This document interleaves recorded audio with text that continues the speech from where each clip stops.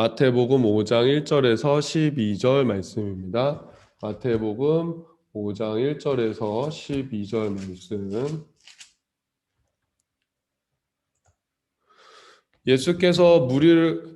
예수께서 무리를 보시고 산에 올라가 앉으시니 제자들이 나아온지라.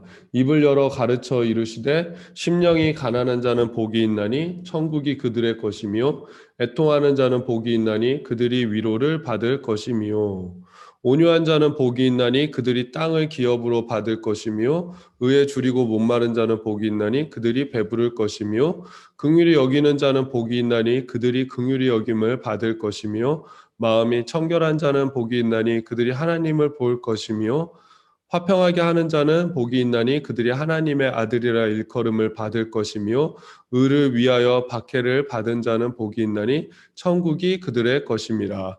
나로 말미암아 너희를 욕하고 박해하고 거짓으로 너희를 거슬러 모든 악한 말을 할 때에는 너희에게 복이 있나니 기뻐하고 즐거워하라. 하늘에서 너희의 상이 큼이라. 너희 전에 있던 선지자들도 이같이 박해하였느니라. 우리 팔복에 대한 말씀만 우리가 다 같이 한번 읽어볼까요? 심령이 가난한 자는부터 3절부터 시작. 심령이 가난한 자는 복이 있나니 천국이 그들의 것이며 애통하는 자는 복이 있나니 그들이 위로를 받을 것이며 온유한 자는 복이 있나니 그들이 땅을 기업으로 받을 것이며 의에 줄이고 목마른 자는 복이 있나니 그들이 배부를 것이며 긍휼히 여기는 자는 복이 있나니 그들이 긍휼히 여김을 받을 것이며 마음이 청결한 자는 복이 있나니 그들이 하나님을 볼 것이며 화평하게 하는 자는 복이 있나니 그들이 하나님의 아들이라 일컬음을 받을 것이며 의를 위하여 박해를 받은 자는 복이 있나니 천국이 그들의 것임이라. 아멘. 오늘 말씀 복이 있는 사람은 이런 제목으로 제가 잠깐 말씀을 증거하도록 하겠습니다.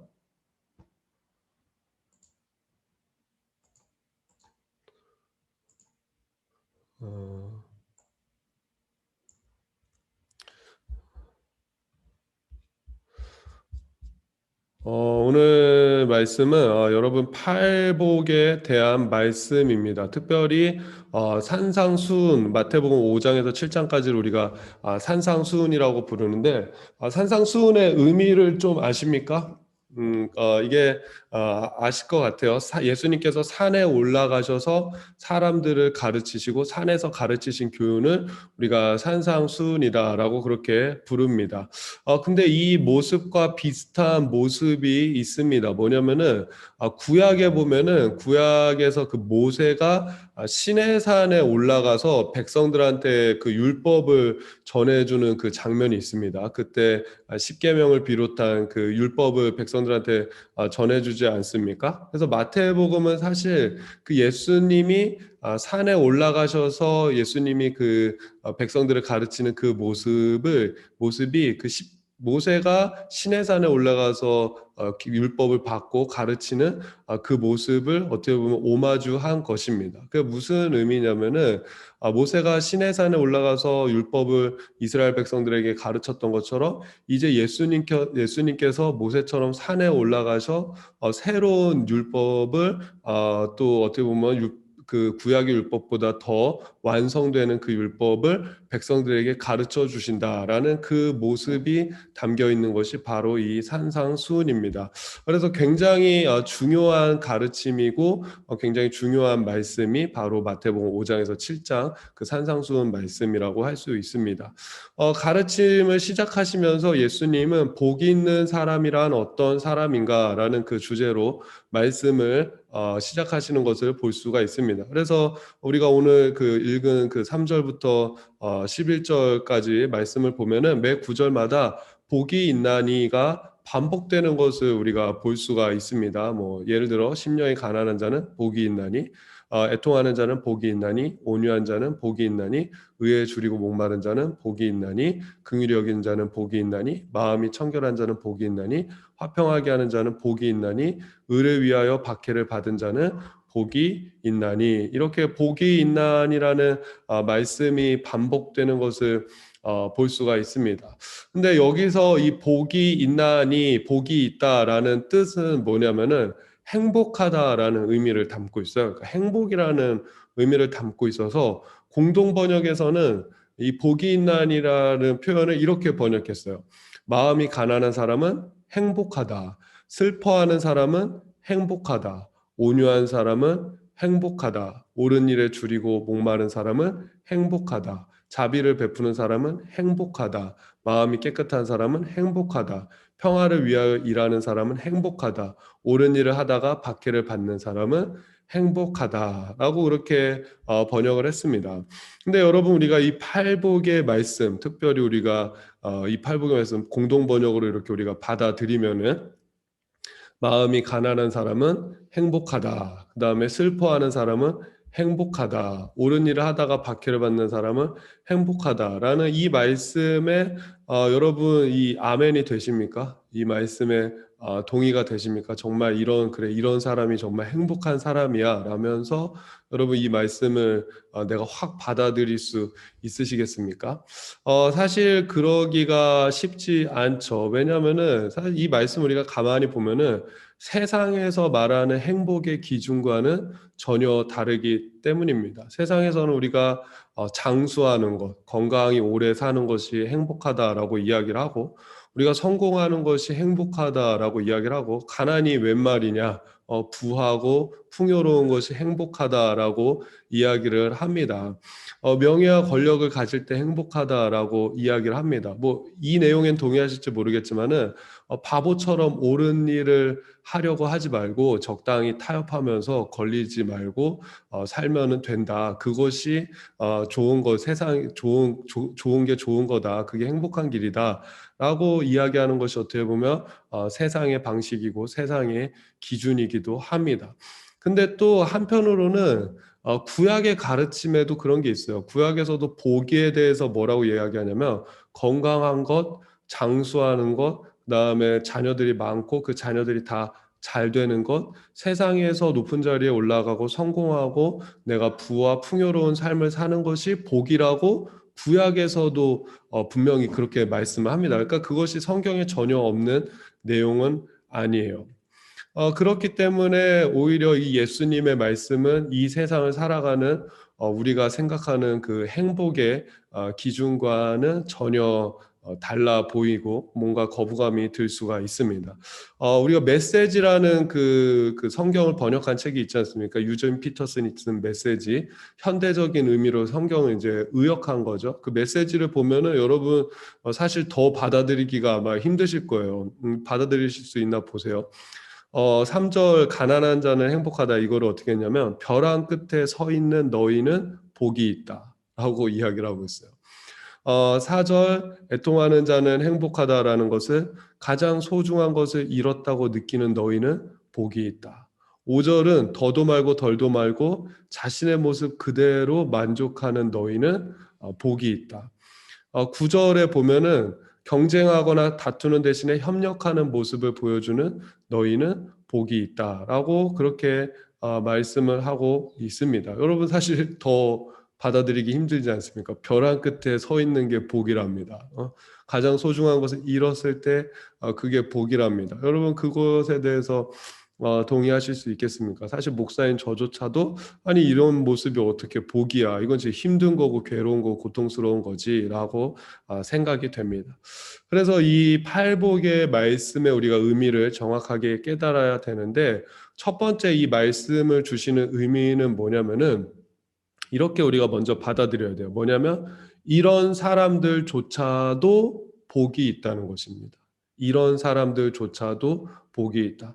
사실 이 팔복에 그런 나오는 그 모습들, 가난한 모습, 누가 지금 마태복음에서는 심령이 가난한 자잖아요. 근데 누가복음에서는 가난한 자가 복이 있다라고 이야기를 해요. 거기에서 말하는 가난은 진짜 우리가 생각하는 그 궁핍함과 가난이에요. 근데 이런 사실 팔복의 모습을 스스로 선택하는 사람은 거의 없을 것입니다. 스스로 가난하기를 선택하는 사람, 스스로 슬픔을 선택하는 사람, 스스로 핍박을 선택하는 사람들은 거의 없습니다. 물론 있기도 있죠. 내가 하나님 앞에 더 고결하게 나아가기 위해서 그렇게 선택하는 사람 있죠. 근데 우리가 일상적인 삶에서 이것을 선택하는 사람은 거의 없습니다. 근데 사실 근데 사실 우리가 인생을 살다 보면은 내가 이런 것들을 선택하지 않아도 이런 일들을 많이 겪게 됩니다. 여러분 가난함을 겪을 때 있죠. 궁핍함과 내가 결핍되는 것을 겪을 때 있죠. 정말 어떤 순간에는 내가 지금 벼랑 끝에 서 있는 것 같다라는 그 느낌을 받는 시간이 분명히 있습니다. 우리가 애통하고 슬플 때가 있죠. 내가 소중한 것을 잃었다라고 느낄 때가 있고, 내가 소중한 것이 상실되었다라고 그 상실감과 같은 슬픈 일들을 겪을 때도 분명히 있습니다. 때로는 나는 이것이 옳다고 어떤 일을 행했는데 그것 때문에 내가 오히려 피해를 당하고, 나는 이것이 맞다고 생각해서 했는데 그것 때문에 오히려 오해를 당하고 외면을 당하는 그럴 때가 분명히 있습니다. 근데 예수님의 말씀은 뭐냐면은 이런 삶 가운데 있음에도 불구하고 행복하다, 복되다라고 말할 수 있다는 것입니다. 또 그때 당시 예수님의 그 말씀을 듣는 대중들이 사실은 다 이런 상황 가운데 있는 사람들이었어요. 뭐 로마의 그런 핍박 가운데 있지 않았습니까? 그때 뭐 그런 이야기들도 있어요. 뭐냐면은 그 로마가 한번 이렇게 무슨 뭐 정치적인 이유로 뭐 반란자들 처형한다는 이유로 한번 이렇게 처형을 하면은 그 처형한 사람들의 시신을 200, 뭐 몇백 미터 간격으로 십자가에다 길거리에다 쭉 매달아 놨대요. 그러니까 어떤 마을에 가면은 그런 거예요. 내 가족 중에서 한 명은 그 억울하게 그 죽임을 당하고 사형을 당한 사람이 있는 거예요. 그 마을 사람들 전체가 다. 그러니까 여러분 그런 상실감들 또 그때 당시 사람들 얼마나 하루하루가 힘든 상황이었습니까? 그런 상황 가운데 있는 사람들한테 지금 예수님께서 말씀을 전하시는 거죠. 너희가 그런 삶 가운데 있음에도 불구하고 너희는 복 있는 사람이고 너희는 행복한 사람이다라고 예수님이 말씀을 전하시는 겁니다. 근데 왜냐하면은 이유는 딱 하나예요. 하나님이 계시기 때문에. 하나님이 계시기 때문에. 그래서 두 번째 팔복은 하나님이 계시기 때문에 어떤 상황에서도 행복하다라는 것입니다. 이 팔복은 하나님이 없으면은 해석되지가 않는 그런 말씀이에요. 그래서 말씀마다 왜 행복한지에 대해서 이야기하지 않습니까? 예를 들면 제가 그냥 메시지로 한번 보여드리면 벼랑 끝에 서 있는 너희는 복이 있다. 왜냐하면은 너희가 작아질수록 하나님과 그분의 다스림은 커진다. 뭐 이런 식으로 되어 있어요. 가난한 사람 복이 있다. 왜냐하면은 천국이 그들의 것이기 때문이다.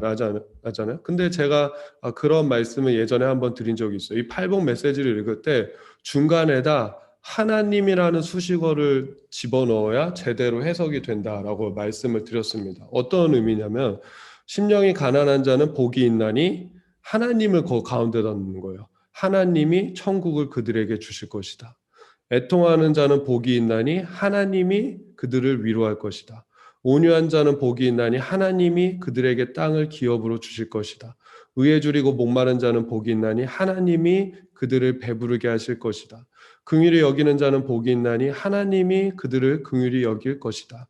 마음이 청결한 자는 복이 있나니 하나님이 그들을 만나줄 것이다. 화평하게 하는 자는 복이 있나니 하나님이 그들을 나의 아들이라 일컬을 것이다. 의를 위하여 박해를 받는 자는 복이 있나니 하나님이 천국을 그들에게 주실 것이다. 왜 이런 사람들이 복이 있는가? 하나님 안에 있을 때, 하나님을 나의 아버지로 확신할 때, 내가 그 하나님을 믿고 의지할 때, 하나님께서 분명히 갚아주실 것이기 때문이다. 산상수훈에 우리가 5장에서 7장을 계속 읽어보면은 반복적으로 등장하는 두 가지 말이 있는데 첫 번째 뭐냐? 하나님이 보고 계신다. 아버지가 보고 계신다라는 것이고 또 하나는 하나님께서 갚아주실 것이다. 그래서 이 팔복의 말씀, 산상수훈의 말씀은 하나님이 없으면 절대 행할 수도 없는 말씀이고 행해서도 안 되는 말씀이고 하나님이 없으면은 해석되지 않는 말씀입니다. 그래서 한 주석가는 톰 나이트 주석가는 이렇게 이야기를 합니다. 이 팔복의 말씀에서 하나님이 빠지면 이건 그냥 하나의 종교 행위에 불과하다라고 그렇게 이야기합니다. 그래서 여러분 결국 이 팔복의 말씀도 뭐냐면 우리 보고 위대한 종교인의 삶을 살아라. 너희가 도 닦고 너희 스스로 뭘 절제하고 컨트롤해서 위대한 종교인의 삶을 살아라가 메시지가 아니라 뭐냐면 역시 이 말씀에서도 우리에게 주시는 메시지는 믿음을 가지라는 겁니다. 믿음을 가져라. 하나님에 대한 믿음을 갖고 내가 인생을 살면서 가난한 상황, 결핍된 상황, 궁핍된 상황, 벼랑 끝에 서 있는 상황을 겪더라도 좌절하고 낙심하지 말고 하나님에 대한 믿음을 갖고 견디고 이겨내라라는 것이고, 내가 소중한 것을 잃어서 또 상실감으로 인해서 슬프고 애통하는 상황을 겪더라도 하나님을 믿고 견디고 그것을 이겨내라라는 것입니다. 하나님에 대한 믿음을 갖고 손해를 보는 것 같아도 옳은 일을 하라라는 것이고, 하나님에 대한 믿음을 갖고 세상의 가치와 기준이 아니라 하나님이 원하시는 모습으로 살아라. 세상이 주는 행복이 아니라 하나님이 주시는 행복을 구하라라고 요구하시는 것입니다. 그렇게 하나님의 뜻을 따르며 살 때 뭐죠? 하나님께서 반드시 갚아주신다라고 우리에게 예수님을 통해서 말씀해 주신 그런 약속입니다.